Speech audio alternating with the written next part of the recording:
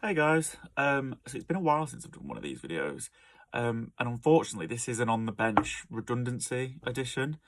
Um, as many of you probably will already know, the agency that I work for, Edit, is closing their digital offering, which means that me and loads of my other colleagues in the Leeds office are being made redundant. Um, Luckily, I am going to start a really new exciting opportunity in August, but I just wanted to do this video to sort of share some tips and advice, I think. Before starting in digital marketing, I actually was a recruiter. I used to headhunt people. So hopefully some of the skills that I learned there will be able to help others, as unfortunately, I don't think that mine and my colleague's situation is going to be very uncommon. So if you're in that position now, or unfortunately you might be in the near future, hopefully some of this advice might help. The first thing that I'd say is that people are going to be in varying financial positions if they're made redundant. Some people might have a redundancy payout that enables them to job hunt for a couple of months, whereas others don't have that security. All I'd say on that is that make sure the roles you're applying for are right for you. I understand the urgency, and I panicked so much when I found out. But I think if you can take stock and make sure you're applying for things that are appropriate for you and jobs that you really want, it will help you in the long run, because there's nothing worse than starting a new job and realizing it's not for you as soon as you've started, or thinking that, the same thing could happen in a couple of months.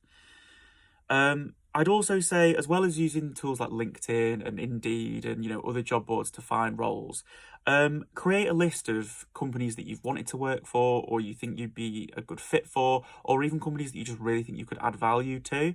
And then I'd go back through your correspondence, whether that's on email or social media, and see if you've actually had a conversation with anybody in that company before.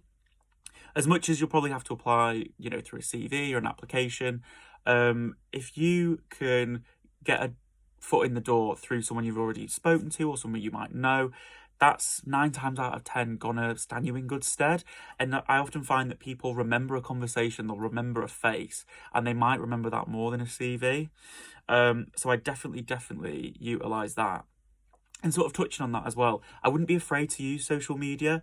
I understand that there's a bit of a fine line between being intrusive, but from my experience at the minute, people have been nothing but sympathetic, and tried to be really helpful. I've had loads of lovely messages on Twitter, LinkedIn, Instagram. And if you think you can potentially talk to someone about an opportunity through a Twitter DM rather than an email or sending a CV, then I'd go for it. I don't think you've got anything to lose.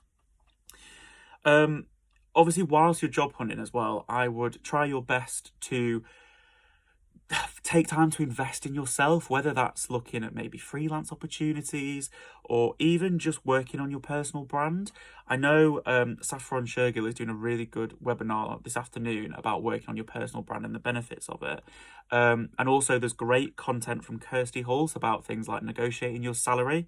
I think it's really important to remember that just because you've been made redundant, it's not a reflection on your skill set and your worth, especially in this economic climate.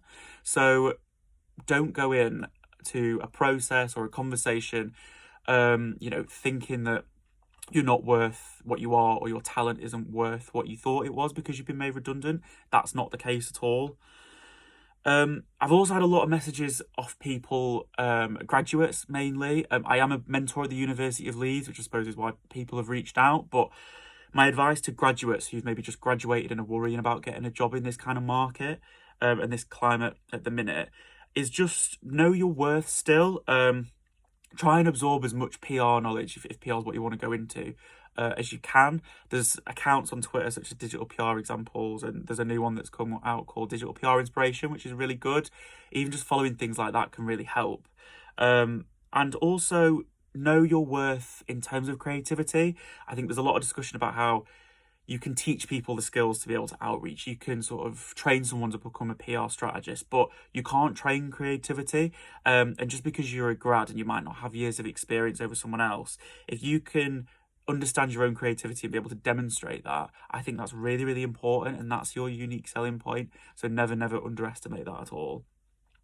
But ultimately, look after yourself. It's a really emotional time. It's been a really odd 3 weeks since I found out about my redundancy. I've cried, I've sort of laughed about it.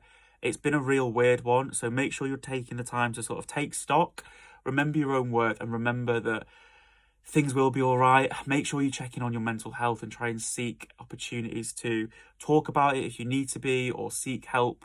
But mainly just try and keep calm, try and keep focused on what you want to do and where you want to work next.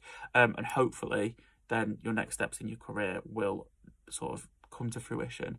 If anyone wants any advice or anything like that, I'm not saying I'm an expert at all, but please feel free to DM me, even if it's just for a bit of a rant. I know exactly how a lot of people are feeling right now, and I'll try and help as best I can. Thank you.